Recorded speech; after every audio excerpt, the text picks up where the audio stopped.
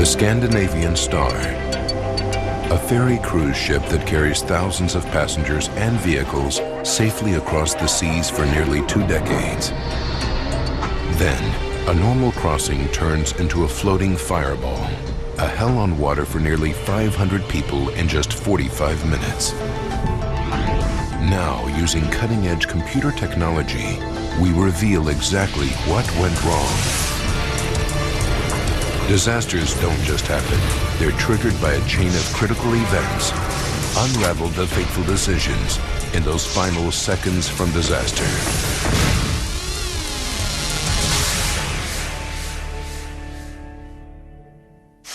Norway, Oslo.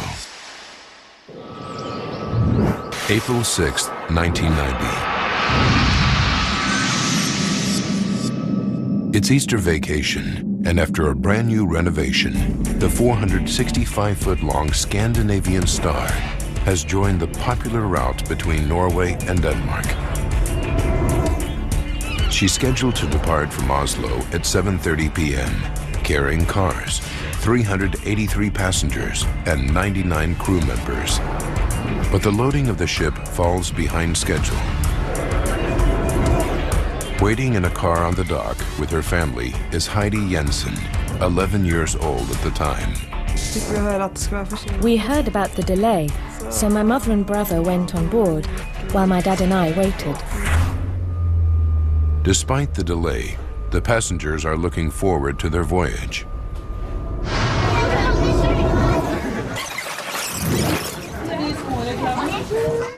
A restful week is in store for Jan Harsum, his pregnant wife Christine, and their 1.5-year-old son Halvor. We decided to go on Easter vacation to have some fun. We were looking forward to it, because we were expecting that summer to be very busy. Spring was in the air. There was a nice atmosphere. The weather was clear. Perfect conditions for the Scandinavian Star. Nearly 13,000 tons of her. She is impressive, boasting 9 decks. Deck 3 carries cars and trucks in the center, and around its edges are 2 decks of passenger cabins. Most of the passenger cabins are on Deck 5. On the 3 decks above, there are lounges, shops, a restaurant, bar, and disco, all on a route well known for its party atmosphere. The bridge housing the ship's main controls is on Deck 8. At the helm this night is Captain Hugo Larsen.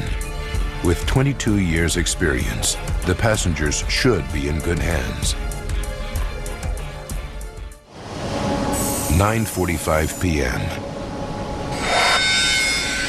Finally, the mooring lines are cast off, and the Scandinavian Star departs, albeit 2 hours and 15 minutes late.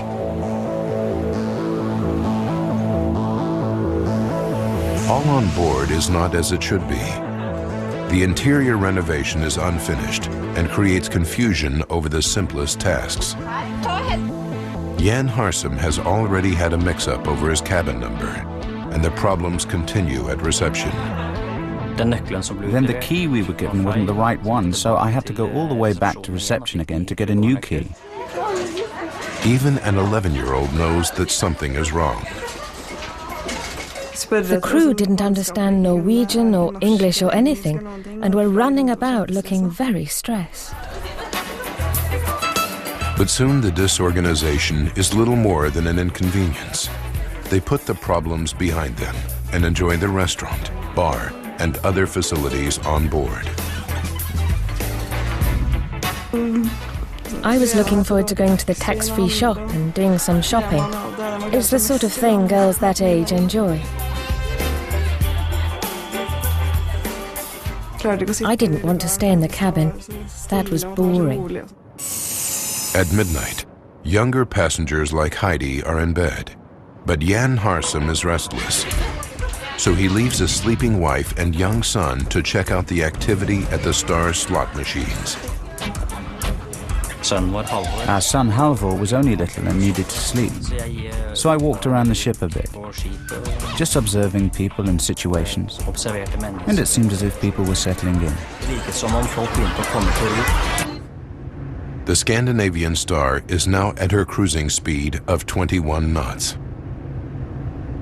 The sea is calm, the night clear.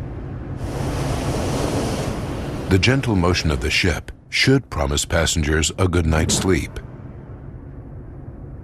But their dreams will soon morph into nightmares. 2 a.m. The Scandinavian Star has been at sea for just over 4 hours. The late-night crowd is still partying in the ship's bar and disco on Deck 8, but their fun is about to end. 5 decks below, a small fire has started in the hallway. The fire takes hold and gains strength, creeping up the walls and along the ceilings, while the sleeping and partying passengers remain oblivious. Not even 10 minutes after it starts, the fire reaches a stairwell and climbs through the ship's interior, igniting Deck 4. The passengers still have no idea that beneath them, a fire is tearing its way through the ship. Captain Larsen, up on the Star's bridge, is also unaware of the fire. The smoke and flames are growing into a monstrous inferno, yet no one has seen the fire and set off the alarm. A group of young athletes is en route to a training camp, enjoying a trip of freedom and independence. One of them is Vidar Skillingsæs. He was 14 years old. For a 14-year-old travelling without parents to Denmark, along with the rest of the gang, it was very exciting. And clearly, not having to go to bed when our parents would have told us to was great. So we could explore the ship's facilities, like the disco and slot machines. 2:11 a.m. Suddenly, Vidar and his friends notice smoke pouring from a stairwell on Deck 5. We saw smoke rising from the floor below, so we went straight down to reception. Receptionist Solveig Eckerhart receives the shocking news. 3 boys came running towards me and they were screaming, "There's a fire!" At first they didn't take us seriously, but then they saw the smoke following us. I saw the smoke billowing after them. It was so thick I could barely make them out. And I stood there thinking, we can't deal with this. We're going straight to hell. So I call the bridge, call Captain Larsen, and tell him there's a fire raging on the stern deck. At 2:15 a.m., 15 minutes after the fire ignites, Captain Larsen finally learns that his ship is in trouble. Warning alarms start to go off as other people see smoke and hit the emergency switches, but they only sound on the bridge. With no idea of the scale of the fire, every decision the captain makes will have a direct impact on the hundreds of people on board the Star. And some will not live to recount the horror that is to come. A raging fire is rapidly spreading through the ferry cruise ship Scandinavian Star. Of the 8 decks, both 3 and 4 are ablaze, and the lives of nearly 500 people are in grave danger. –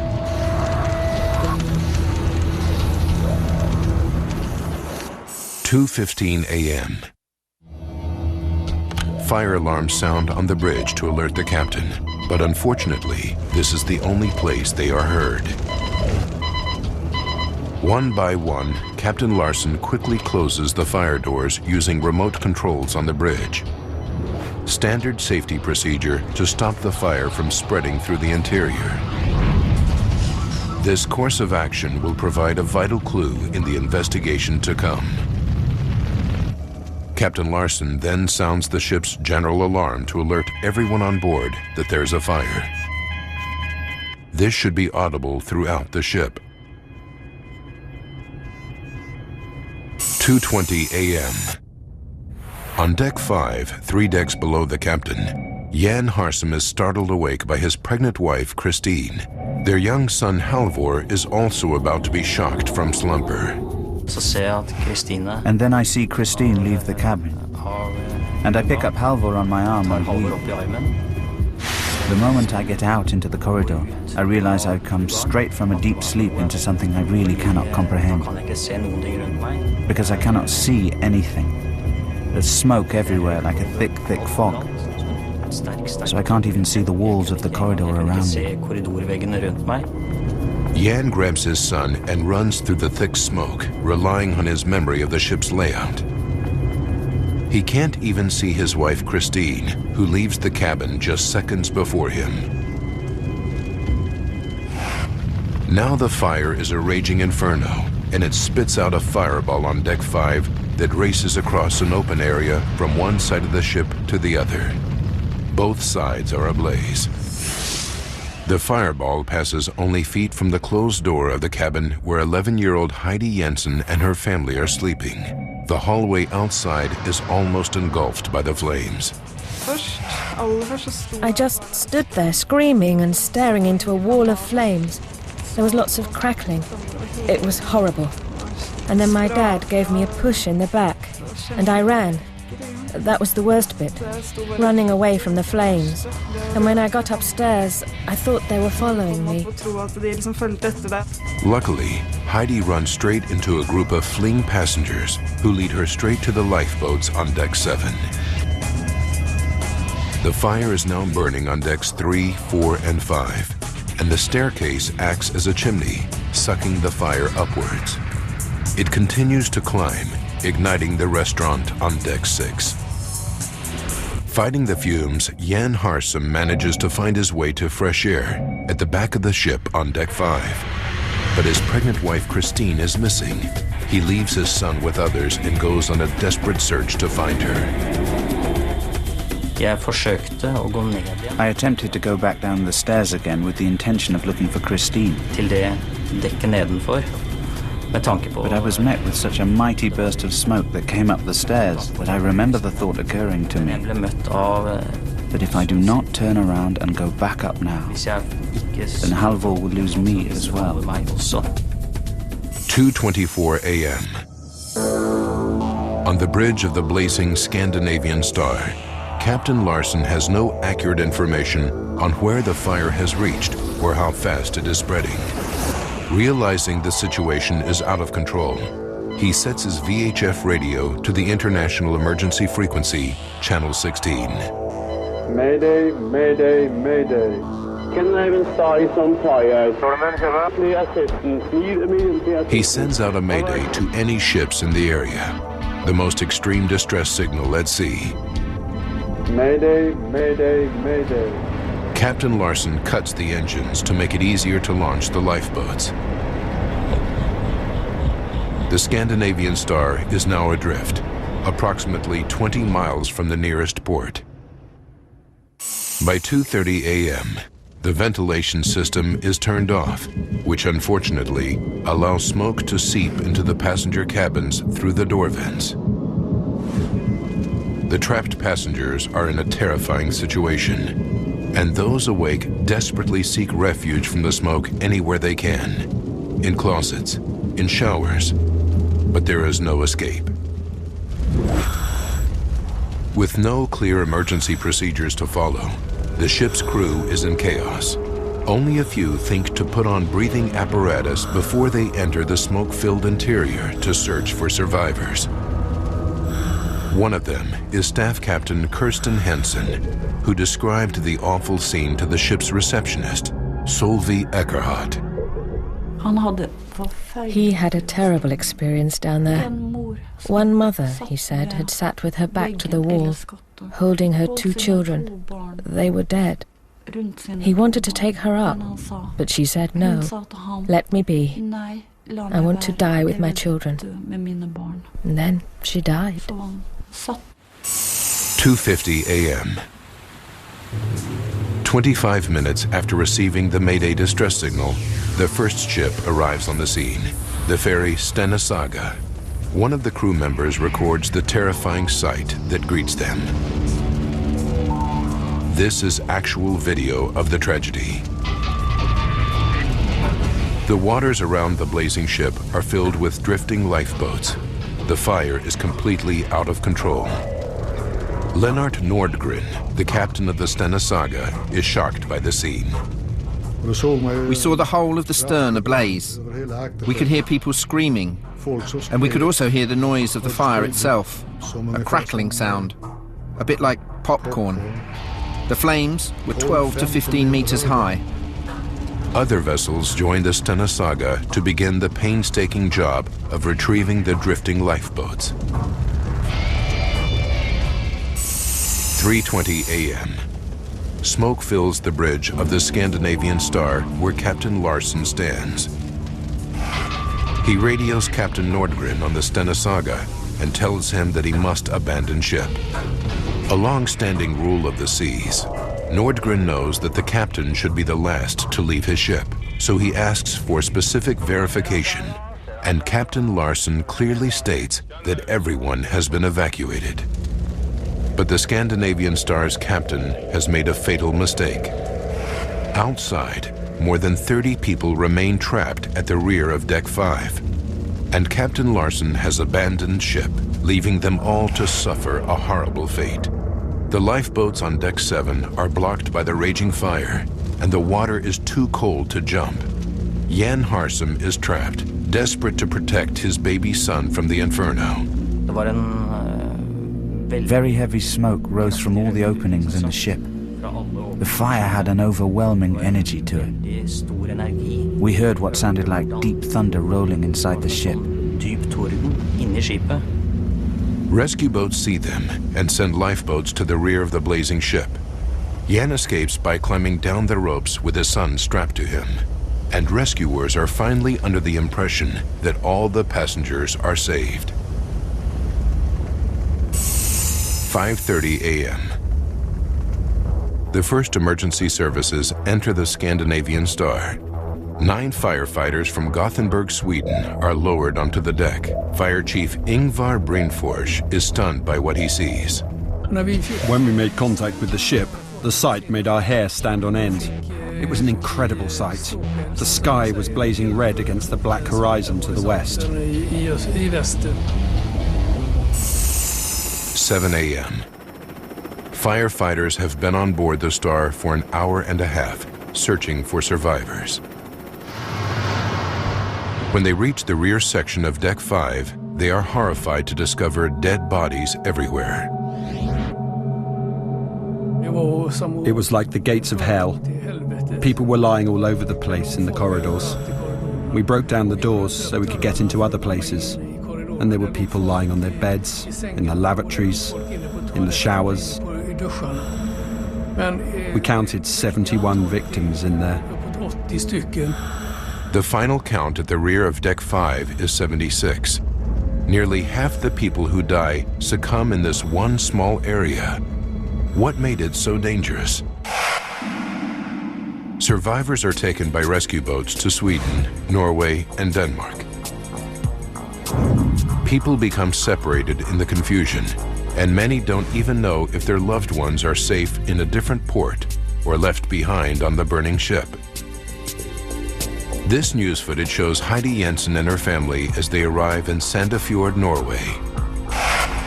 For her father, an ex-sailor, seen here carrying her younger brother, it's too much to handle. I saw Dad's reaction. He started crying. I think he began to take in what had happened. It had not sunk in before that. But when I saw him reacting in that way, I started thinking it was something big we had experienced, something awful. Firefighters on the Scandinavian Star continue to scour the smoking ferry while it's towed to Lysekil in Sweden. As they widen their search, the death toll continues to rise. Jan Harsum and his son Halvor reach land, but there is still no news of his pregnant wife, Christine.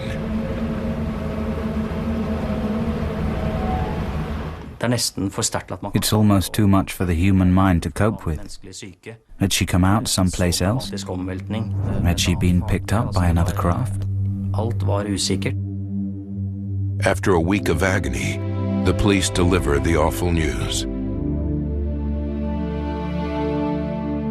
So Christine's casket and our little son, she was, as I've mentioned, pregnant, were then brought to the churchyard in Asker where we lived and placed there.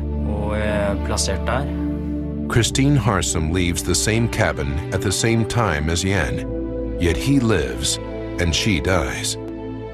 In all, 158 victims lose their lives in just 45 minutes on board the Scandinavian Star. Now, we rewind the events of that day and go deep into the investigation to reveal what really happened. How did the fire start? Why did so many people die in one small section of the ship? Advanced computer simulation will take us where no camera can, into the heart of the disaster zone.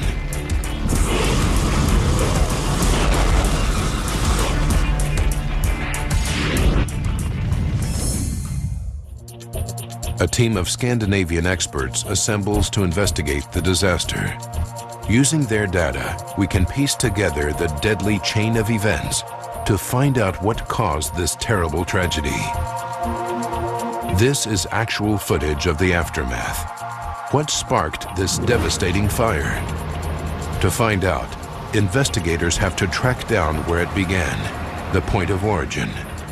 Leading the fire investigation team is the head of the Norwegian Fire Research Institute, Kjell Schmidt-Petersen. What we were supposed to do is to describe the development of the fire, what started the fire, at what time it started, where it started. It's not necessarily easy to find the origin, so you have to go backwards. The whole thing is a puzzle. Investigators track the path of the fire damage through the interior of the wrecked ship. It's like playing the fire in reverse, leading them back towards the ignition site, the point of origin.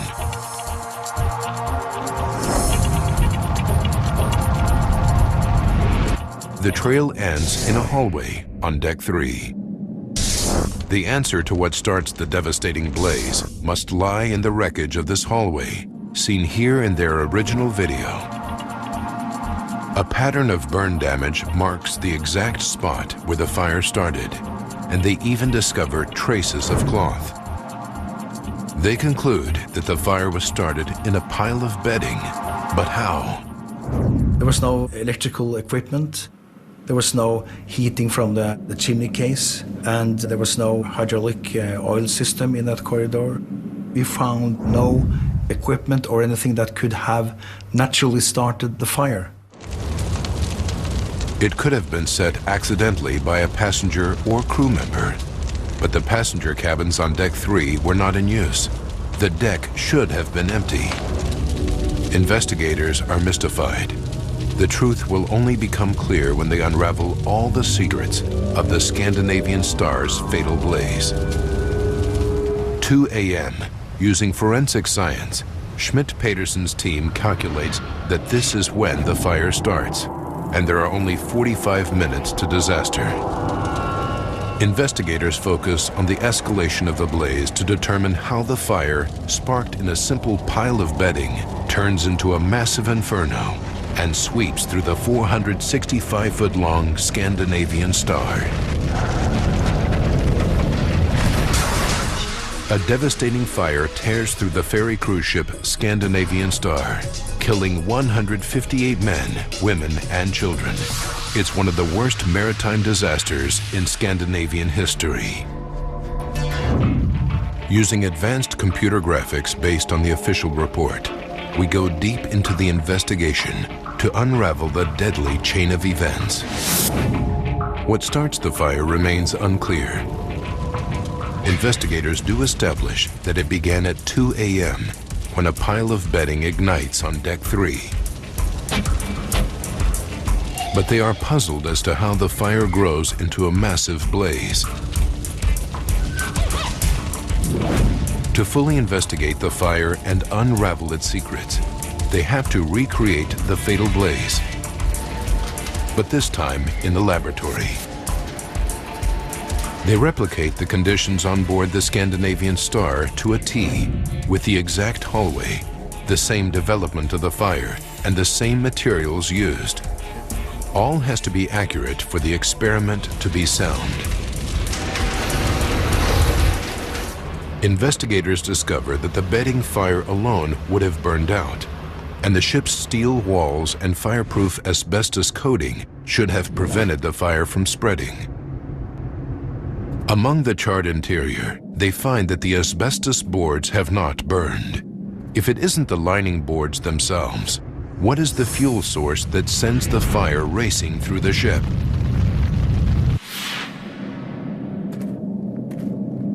Investigators dig deeper and discover that the decorative white finish that covers the asbestos boards has completely disappeared. But this thin coat of laminated plastic is little more than the thickness of a CD. Well, the first thing we did is to investigate how is it ignited, what is needed to ignite it, how much heat will it release. Schmidt-Petersen's experiments reveal that the laminated plastic wall coating is extremely flammable. Burning 10 square feet of this lining is equivalent to throwing almost half a gallon of gasoline into the blaze. The main fuel for the fire on board the Star is this thin plastic coating. Its only job is to make the ship's interior look good, but it's so flammable that the fireproofing of the asbestos is useless. 36 minutes remain. Based on their experiments, Schmidt-Petersen's group calculates that the laminated plastic wall coating is now burning out of control. They know that it fuels the fire, but how does it spread beyond the hallway on deck 3? The ship's fireproof bulkheads and fire doors should contain the blaze, but they don't. We have 2 bulkheads on the ship, one here and one here, and they're supposed to divide the ship into 3 different compartments, giving the result that a fire within one compartment should not spread to the other compartment. Fire doors allow passengers through the bulkheads and subdivide each compartment to contain a fire. But all this is useless if the fire doors are not shut. On the bridge, Captain Larsen closes fire doors via remote control in areas where fire alarms are activated. But on the Scandinavian Star, the passenger area fire alarms are not automatic. They can only be activated manually, which means that doors only shut in areas where people see the blaze and press the alarm button. And of course, in the area where the fire started, there was no one pushing any button, so the doors were kept open.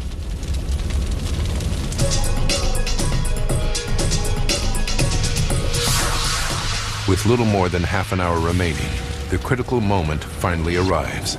The blaze passes through the open fire door into the rest of the ship. Investigators need to discover why the fire reaches deck 5 much more swiftly than it should, and why it then roars across the ship in a devastating fireball. What makes it spread so rapidly through the Star's interior? Eyewitness testimony is a key part of unraveling the chain of events. 25 minutes remain. Kristen Blindheim stumbles out of his deck 4 cabin and heads for the nearest staircase. We were only a couple of meters from the stairwell, and there was black smoke rolling down the stairs. But smoke should rise, not fall. How does Kristen Blindheim see smoke traveling down the stairwell? That is a bit puzzling that the fire is going like that. So we were a bit, not surprised, but we thought that was weird. Investigators follow the trail of smoke and fire damage downhill, which leads them to this door on deck 3. This is where the passenger area joins the car deck. This photograph from the investigation shows a pattern of fire damage, indicating that the door was partly open during the blaze.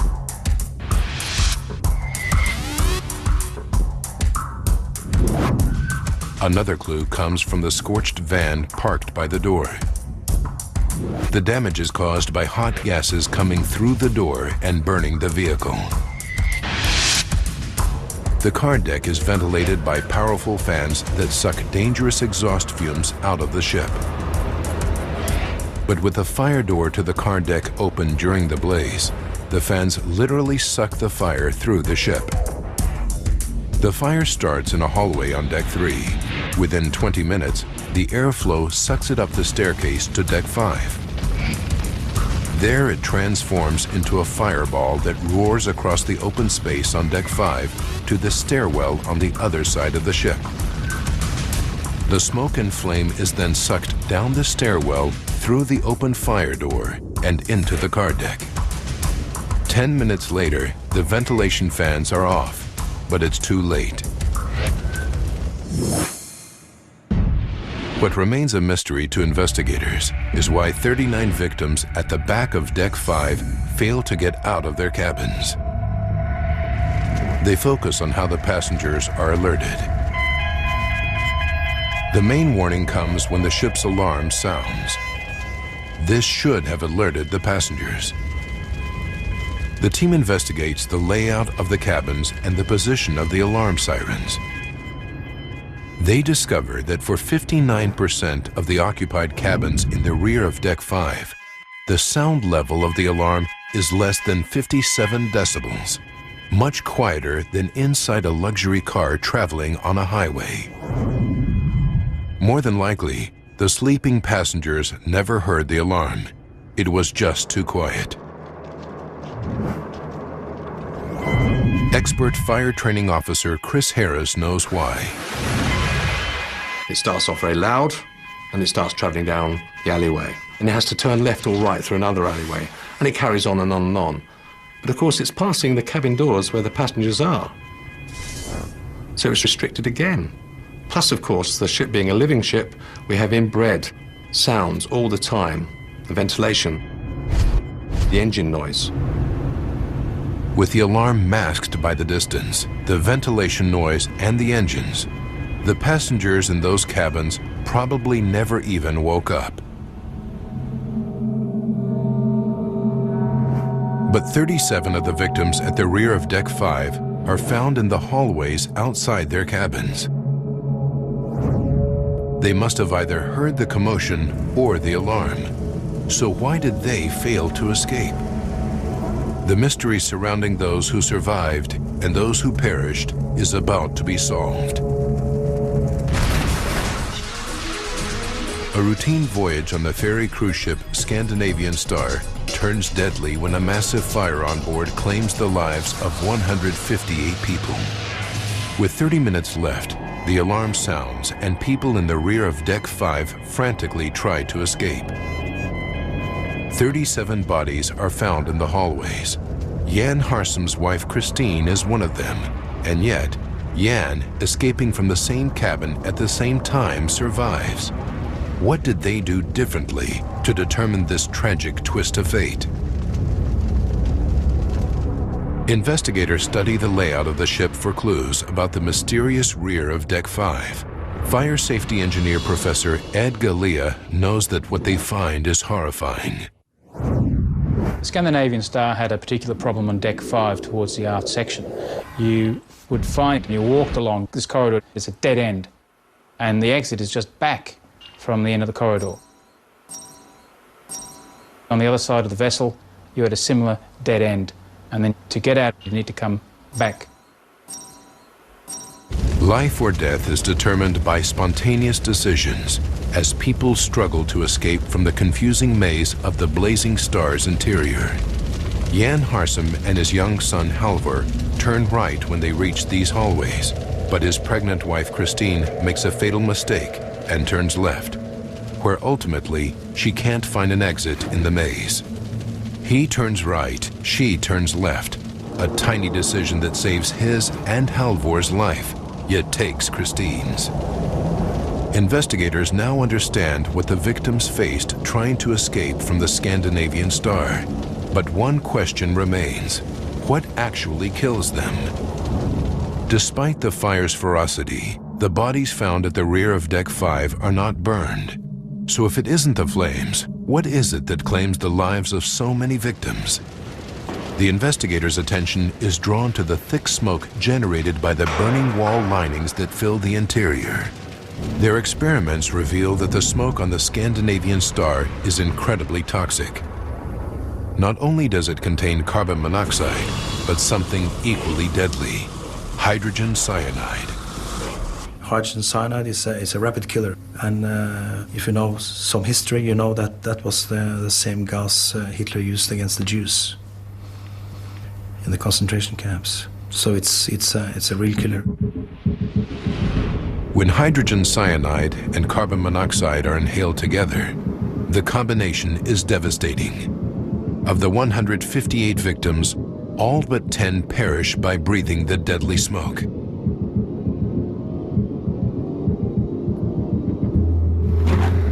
Within 12 minutes of the start of the fire, computer simulations suggest that the toxic smoke on Deck 5 was already reaching a fatal level.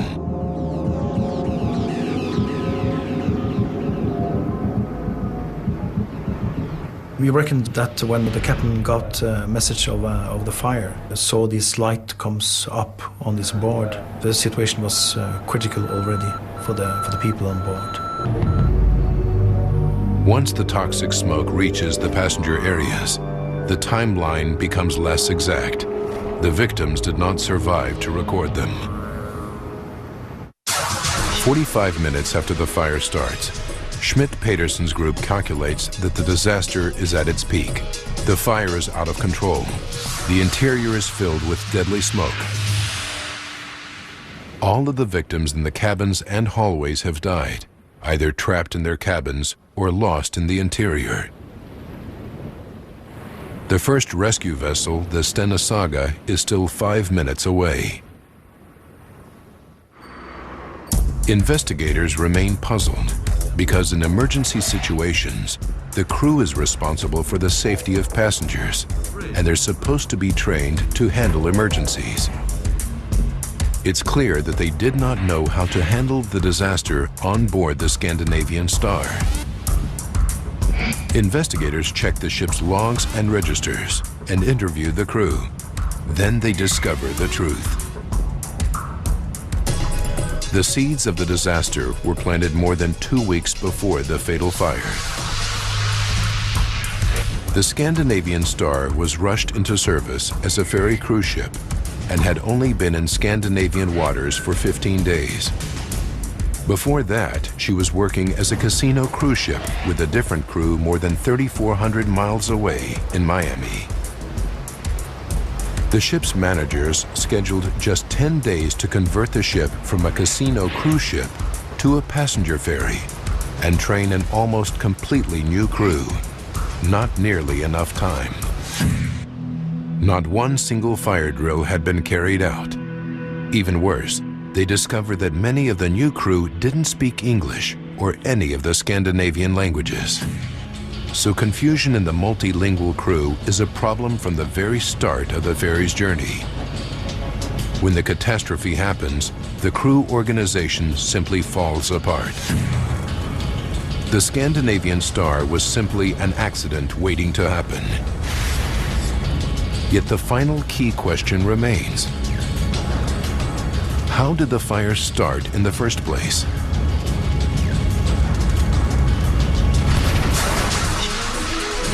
Investigators determine how a catastrophic fire races through the Scandinavian Star. Now they focus on how the fire starts, and they make a chilling discovery. It isn't the first fire on board the ship that night. 15 minutes before the fatal blaze, there's another fire. Kristen Blendheim witnesses it firsthand as it happens right outside his cabin. I tear the door open and see flames from the floor to high up under the ceiling. So, I dive to the bed, tear off my bedclothes, and run out into the corridor, and throw them over the flames and stamp on them to put the flames out. The captain is alerted of the fire, and it's quickly extinguished. Kristen is told that everything is under control, but it isn't. No one checks for another fire, no alarms sound, and no fire doors are shut until it's too late. Little evidence of the first fire remains, but the official report concludes that it was probably started by a single flame. Schmidt-Peterson's investigators failed to find any evidence that the second fire could have started accidentally. Well, that led us to the likely conclusion that this was set on purpose with a match or a lighter. Someone deliberately set the Star on fire. It was arson. But who the arsonist is may remain a mystery forever. When police begin background checks of the victims, they find that one of the Danish passengers has a police record. With 4 previous convictions for arson, police suspicion turns towards him. However, the Scandinavian Star had 2 sister ships when she worked in the US, and all 3 of them suffered major fires in the 7 years preceding the disaster. In fact, only 2 years before the fatal voyage, there was a major incident on the Scandinavian Star. Her engine room caught fire. The ship was heavily criticized at the time by the US National Transportation Safety Board. One of their main findings was the lack of a common language among the crew, exactly what the Scandinavian investigators conclude. A deadly chain of events leads to the disaster, yet a break anywhere in the chain might have prevented or at least reduced the catastrophe. If the crew had been better prepared, more passengers might have been evacuated. If the captain had responded effectively to the first arson attack, the second fire might have been caught sooner. If someone had been on deck 3 to report the fire, it never would have gained such a deadly hold. If there had been smoke or heat alarms in the passenger areas, the fire could have been caught when it was still small. If all the fire doors had been shut immediately, the fire would have been trapped and unable to spread. If the alarm had been louder, more of the sleeping passengers would have been roused in the rear of Deck 5. If the walls had been fitted with a fireproof lining that did not produce poisonous smoke, people could have survived. But none of these things happened, and 158 people perished.